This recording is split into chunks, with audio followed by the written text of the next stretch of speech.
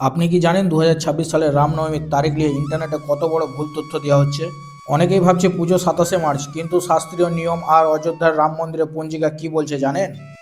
ভুল দিনে পুজো করলে কিন্তু পুজোর সম্পূর্ণ ফল পাওয়া যায় না। আজকের ভিডিওতে আমি প্রমাণ সহ দেখাবো 2026 সালের রামনবমী আসল তারিখ কোনটি। প্রথমে আসি সবচেয়ে বড় প্রশ্ন, 2026 সালের রামনবমী কবে? অনেকেই ক্যালেন্ডার বা সোশ্যাল মিডিয়ায় দেখছেন 27শে মার্চ, কিন্তু কেন 27 তারিখ পুজো করা সঠিক নয় তা এই স্ক্রিনশটটি দেখলেই বুঝবেন।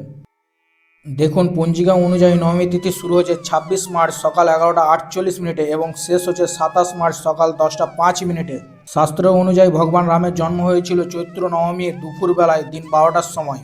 এখন অঙ্কটা বুঝুন, 27 তারিখে দুপুর হওয়ার আগেই নবমী তিথি ছেড়ে যাচ্ছে, অর্থাৎ 27 তারিখ দুপুর হওয়ার আগেই নবমী তিথি ছেড়ে যাচ্ছে, কিন্তু 26 তারিখ দুপুরে নবমী তিথি পূর্ণভাবে বিদ্যমান।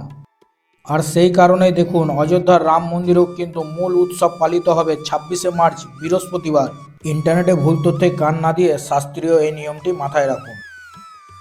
তাহলে পুজোর সবচেয়ে শুভ সময় কোনটি? 26শে মার্চ দুপুর 11টা 50 মিনিট থেকে দুপুর 1টা 30 মিনিট পর্যন্ত। এই সময়ের মধ্যে প্রভু শ্রীরামের পুজো করা শ্রেষ্ঠ। আর যারা ব্রহ্ম মুহূর্ত বা সূর্য উদয়ের সাথে সাথে পুজো করতে চান, তারা 27শে মার্চ শুক্রবার সকাল 10টার মধ্যে ভক্তি ভরে পুজো সেরে নিতে পারেন। এখন জানুন ঘরে বসে কিভাবে পুজো করবেন। নিজের ঠাকুর ঘরে একটি সুন্দর আসন পেতে সেখানে রাম দরবারের প্রতিষ্ঠান করুন।